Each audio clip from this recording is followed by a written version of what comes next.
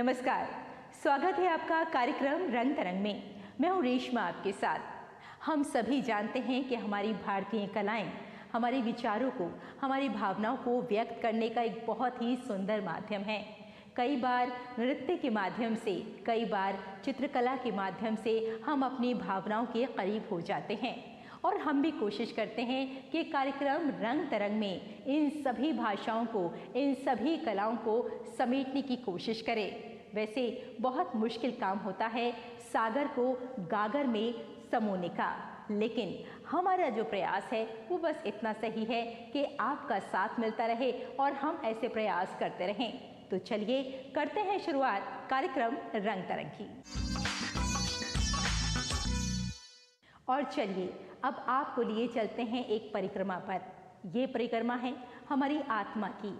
हम सभी जानते हैं कि हमारी आत्मा 5 तत्वों की परिक्रमा करती है, यानी चारों तरफ घूमती है और आखिर में आ जाती है ज़मीन पर और मिल जाती है अपने शरीर के साथ। बेशक ये जो इसकी परिक्रमा है, इसी को बहुत ही सुंदर तरीके से दिखाया गया है कमानी ऑडिटोरियम के मंच पर और सभी कलाकारों ने बहुत ही शानदार प्रस्तुति दी है। तो किस तरह का रहा ये कार्यक्रम, आइए चलते हैं दिल्ली के कमानी ऑडिटोरियम में।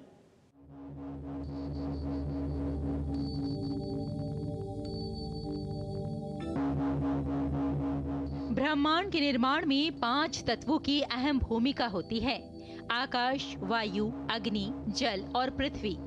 इसी से आत्मा और शरीर की उत्पत्ति होती है और नृत्य इन तत्वों को अलग अलग या सामूहिक रूप से प्रदर्शित कर सकता है, जिससे एक कलात्मक और आध्यात्मिक अनुभव पैदा होता है।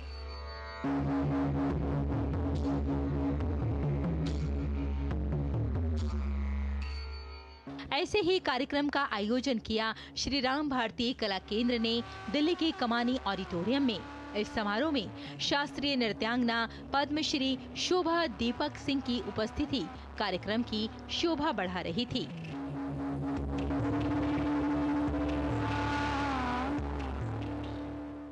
परिक्रमा हमारे मन की आस्था होती है और हमारी जो आत्मा होती है वो 5 तत्वों से बनी होती है।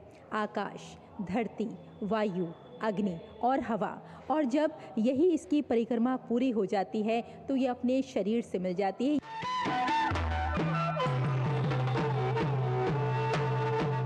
नृत्य हमारी संस्कृति का एक अभिन्न अंग है। ये न केवल एक कला है, बल्कि हमारी परंपराओं, मूल्यों और विश्वासों को भी व्यक्त करने का एक माध्यम है।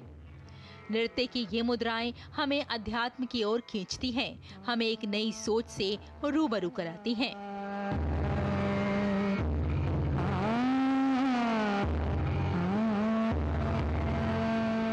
नृत्य नाटिका परिक्रमा जब मंच पर प्रस्तुत की गई तो दर्शक मंत्रमुग्ध हो गए। दरअसल हमारी आत्मा जन्म और मृत्यु के चक्र की पूरी परिक्रमा करती है और चेतना के सर्वोच्च प्रकाश में विलीन होकर मोक्ष को प्राप्त करती है।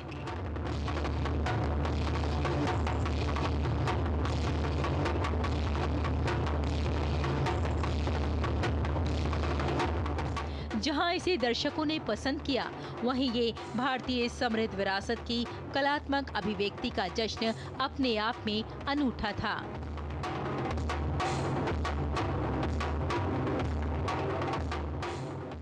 नृत्य नाटिका की शुरुआत होती है हिरण्यगर्भ से, जहाँ से आत्मा निकलती है और हिरण्यगर्भ से निकल के वो 5 तत्वों से गुजरती है। इन 5 तत्वों से गुजरने के बाद उसका मानवीय शरीर में प्रवेश होता है और वहाँ से जो 5 सेंसेस हैं, sight, sound, smell, taste, touch, उनको अनुभव करने का अवसर प्राप्त होता है। हमारी संगीत परंपराओं का, इसमें हमारी नृत्य परंपराओं का एक एक रचना में हमारी विभिन्न क्लासिकल डांसेस, फोक डांसेस के एलिमेंट्स पिरो कर रखे जाते हैं। संस्कृति और परंपरा जिसका संबंध हमारी पृथ्वी, आकाश, वायु, अग्नि और जल से है। इन 5 तत्वों पर नृत्य की प्रस्तुति, जिसमें नृत्य के माध्यम से बताने की कोशिश की गई कि पृथ्वी और मानव जाति की उत्पत्ति कैसे हुई थी।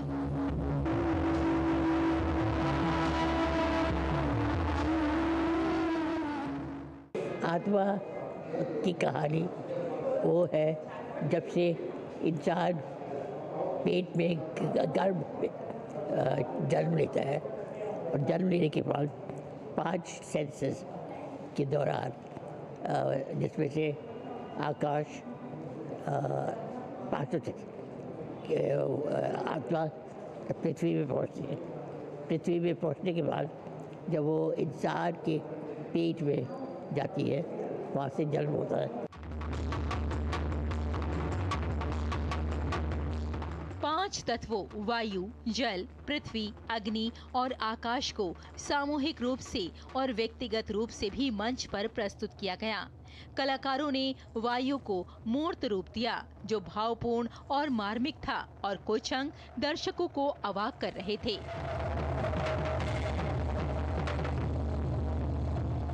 इस जादुई शाम का आकर्षण और ऊर्जा ने कला प्रेमियों को अनोखे और संगीतमय पल दिए।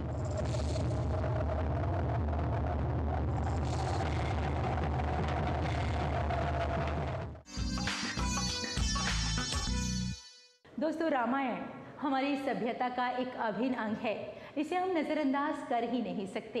आज के दौर में भी हम रामायण से आदर्श सीख सकते हैं, नैतिक मूल्यों के बारे में सीख सकते हैं और रामायण में जो महिलाएं हैं उन्हें भी कभी भुलाया नहीं जा सकता। उनका जो सामर्थ्य है, उनका जो आत्मविश्वास है, वो वाकई अपने आप में अलग था और उन्हें इसीलिए दूसरी महिलाओं से अलग करता है। एक कार्यक्रम हुआ था सामर्थ्य, जो यकीनन रामायण को करीब से देखने पर महसूस हो सकता है। तो कैसा रहा ये कार्यक्रम, आइए देखते हैं।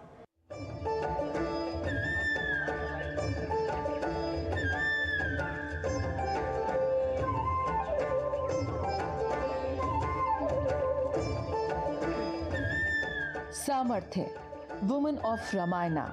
डांस थिएटर प्रोडक्शन में पद्मश्री प्रतिभा प्रहलाद ने रामायण को उसकी शक्तिशाली महिलाओं के माध्यम से फिर से परिभाषित किया।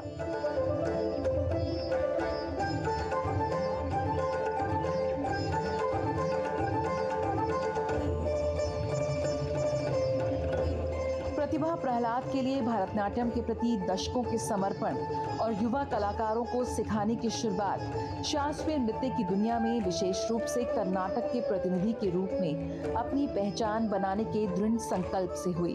चारों भाई राम, लक्ष्मण, भरत, शत्रुघ्न साथ लिए सीता, उर्मिला, मांडवी व श्रुतकीर्ति अयोध्या में चहुओर थी नववधु सी स्फूर्ति। युवराज राम का होगा राज्याभिषेक। अपनी यात्रा की 40वीं वर्षगांठ का जश्न प्रतिभा प्रहलाद ने इस प्रस्तुति के जरिए दर्शकों के सामने प्रस्तुत किया।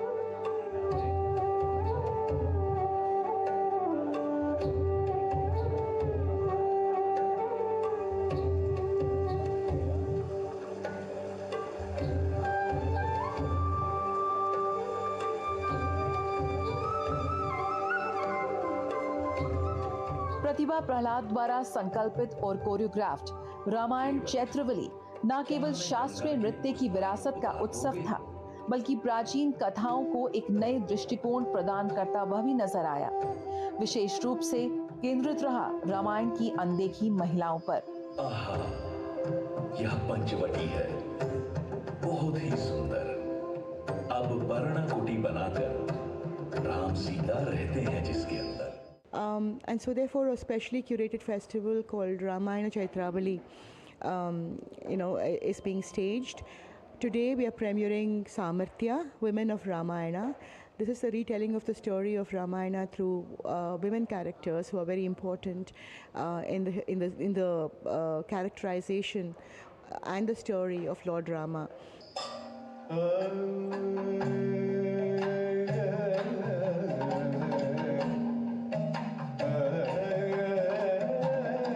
महाकाव्य रामायण में महिलाओं की शक्ति और क्षमता का जश्न मनाया गया।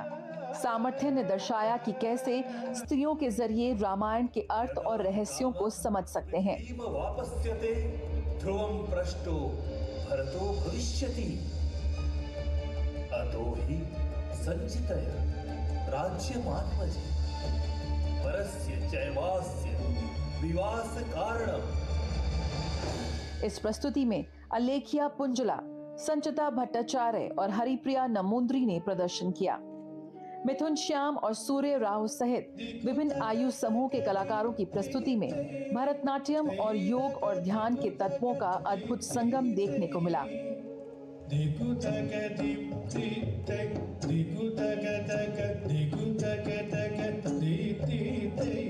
मैं ओडिसी नृत्यांगना हूँ और ओडिसी स्टाइल में कैकेयी के रोल किरदार परफॉर्मेंस कर रही हूँ। और Kaikeyi is one of the strongest character of Ramayana because kind of Kaikeyi ने ही नैरेटिव को एक दिशा दिया। Kaikeyi changes the course of the story.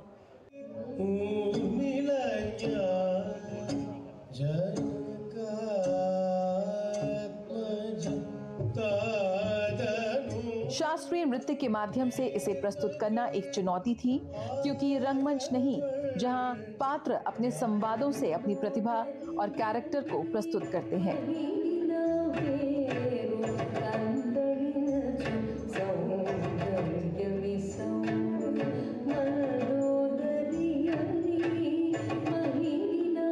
पिछले कुछ वर्षों से भगवान राम और रामायण पर गहन ध्यान केंद्रित किया गया है, जिसमें प्राण प्रतिष्ठा समारोह, अयोध्या मंदिर और इसके चारों ओर निर्मित कई कथाएं हैं। यदि आप भगवान राम की कहानी पर ध्यान दें तो ये सीता है जो इसके पीछे की गतिज ऊर्जा है। क्या कोई सीता के बिना रामायण की कल्पना कर सकता है?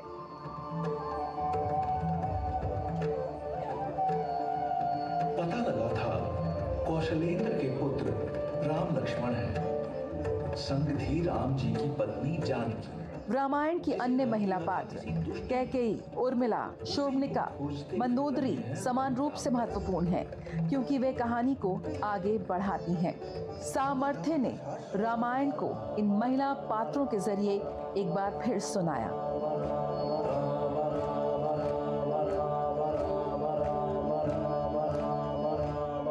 जया सिन्हा, रंग तरंग, डीडी न्यूज।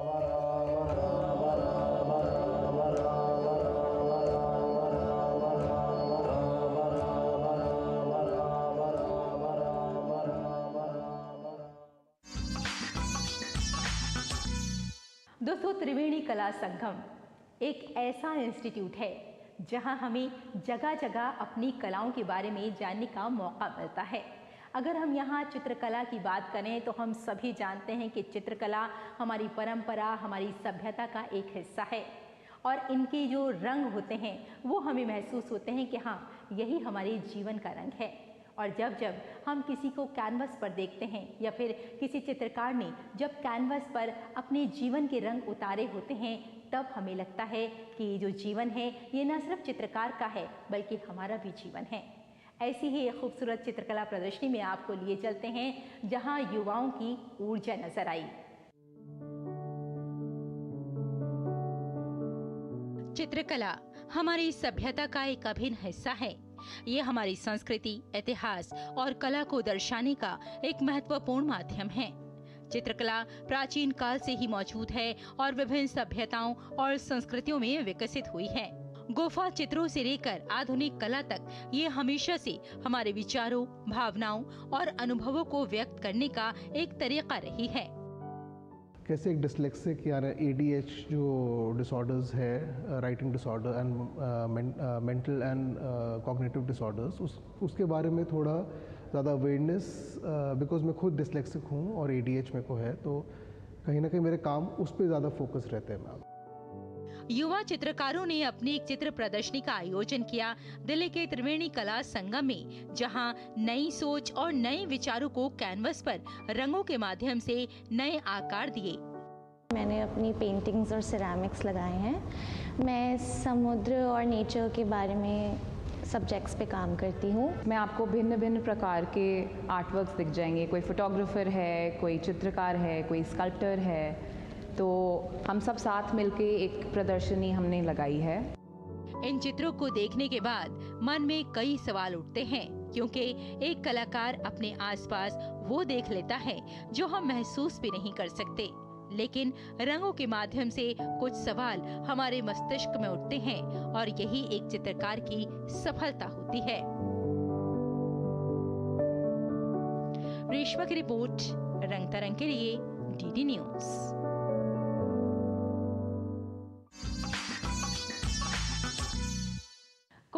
कमज़ोर नहीं, शक्ति का नाम ही नारी है। और इसी नारी की शक्ति को हमने देखा दिल्ली के श्री राम सेंटर में। श्री राम सेंटर में एक नाटक का मंचन किया गया, ध्रुव स्वामिनी।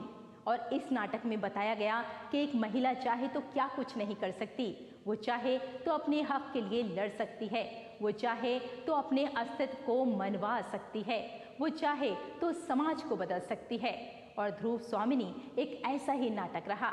और वाकई सभी कलाकारों ने ये बता दिया कि उनका जो अभिनय है वो बेजोड़ है, और जो उनके मन की व्यथा है, जो उनके मन की कहानी है, उसे दर्शकों तक कैसे पहुंचाया जा सकता है, ये एक कलाकार बखूबी जानता है। तो आइए देखते हैं नाटक ध्रुव स्वामिनी। इस दुर्ग से बाहर चल। पिताजी, अपने हृदय को संभाल बेटी, और दुखों को सहन करने के लिए प्रस्तुत हो जा। प्रताड़ना में बड़ा ही मोह होता है कोमा, उसे छोड़ने का मन नहीं करता। छल का बहिरंग बहुत ही सुंदर होता है बेटी, बहुत ही सुंदर, विनीत और आकर्षक भी। लेकिन रंगमंच हमारी संस्कृति और परंपरा का एक महत्वपूर्ण हिस्सा है। ये एक कला है जो सदियों से हमें एक दूसरे से जोड़ती है, और साथ ही रंगमंच मनोरंजन, शिक्षा और सामाजिक चेतना का माध्यम भी है। स्त्री का सम्मान नष्ट करके तुम जो भयानक अपराध करोगे, उसका परिणाम क्या अच्छा होगा। और भी ये अपनी ही भावी पत्नी के प्रति तुम्हारा अत्याचार होगा। भावी पत्नी? ध्रुव स्वामिनी, जिसे जयशंकर प्रसाद ने लिखा, ये एक ऐसा नाटक है जो बात करता है स्त्री के स्वाभिमान की। ये नाटक ऐसी स्त्री का चित्रण करता है जो अपने अधिकारों के लिए संघर्ष करती है और समाज की रूढ़िवादी मान्यताओं के खिलाफ खड़ी हो जाती है।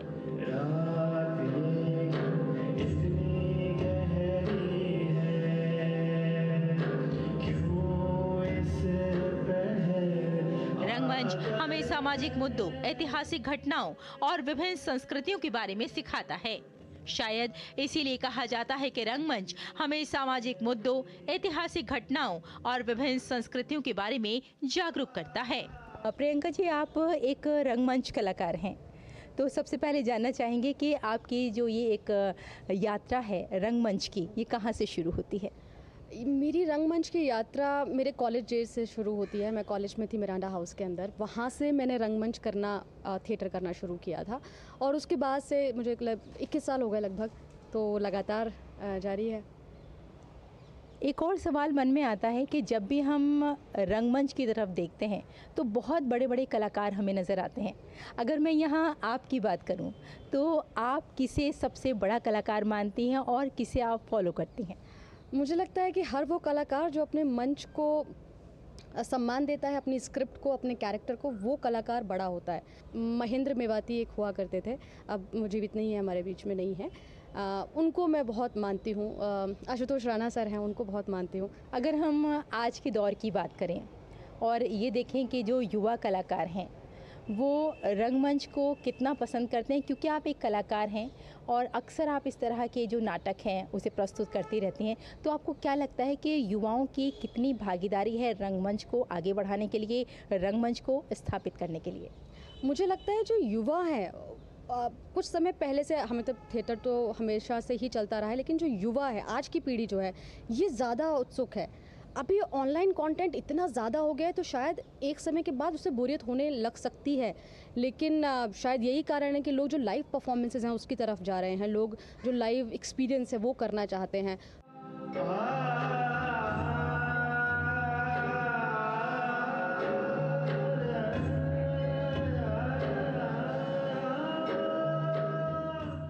रंगमंच अपने अस्तित्व के लिए परंपराओं से शक्ति ग्रहण कर नित्य नए प्रयोग कर रहा है।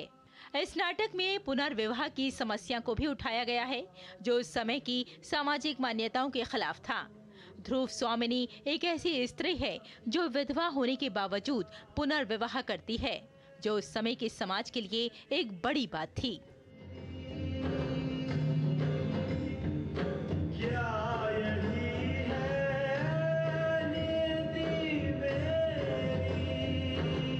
जिस समय ये नाटक लिखा गया है और जिस काल के बारे में लिखा गया है, उस समय स्त्री की जो स्थिति है वो जगजाहिर है।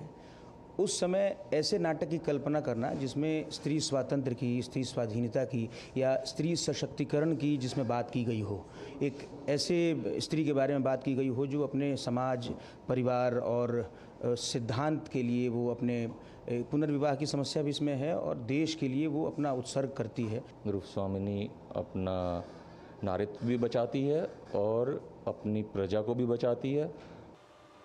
मेरे हृदय के अंधकार में प्रथम किरण सी आकर जिसने अज्ञात भाव से अपना मधुर आलोक ढाल दिया था, उसको भी भूलने का प्रयत्न मैंने इसलिए किया क्योंकि मैं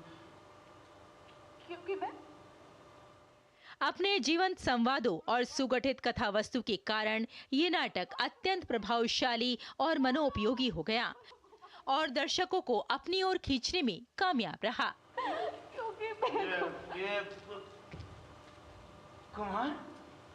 कुमार देखो तो आत्महत्या कितना बड़ा अपराध है। नाटक ध्रुव स्वामिनी क्रांतिकारी दृष्टिकोण के साथ दर्शकों के मन में उतर गया। वाकई नाटक आज भी उतने ही प्रसिद्ध हैं जितना कभी पहले हुआ करते थे। आज भी रंगमंच के माध्यम से समाजी विषयों पर ध्यान केंद्रित किया जाता है। और बैठ कर रोए। कुमार स्त्री बनना इतना भी सहज नहीं है, कुछ दिनों तक मुझसे सीखना होगा। आज भी दर्शक रंगमंच देखना बेहद पसंद करते हैं। रेशमा की रिपोर्ट, रंग तरंग के लिए डीडी न्यूज। मैं शपथ खा करके कह सकती हूँ, अगर मैं अपने हाथों से आपको सजा दूं, तो आपको देख करके महादेवी का भ्रम हो जाएगा। हाँ दोस्तों, एक चित्रकार की बात करें या फिर एक कलाकार की बात करें, ये सभी दुनिया को अपनी नज़र से देखते हैं और उनमें अलग तरह के रंग भर देते हैं। और यकीन मानिए, हमारी भी कोशिश यही होती है कि उन रंगों को हम आप तक पहुंचा सकें, आपको रूबरू करा सकें। रंग तरंग की यही कोशिश है कि आपको भारतीय कलाओं से रूबरू करा सकें। आज भी हमारी यही कोशिश थी। तो आज के अंक में बस इतना ही। मुझे यानी रेशमा को यही अनुमति दें। नमस्कार।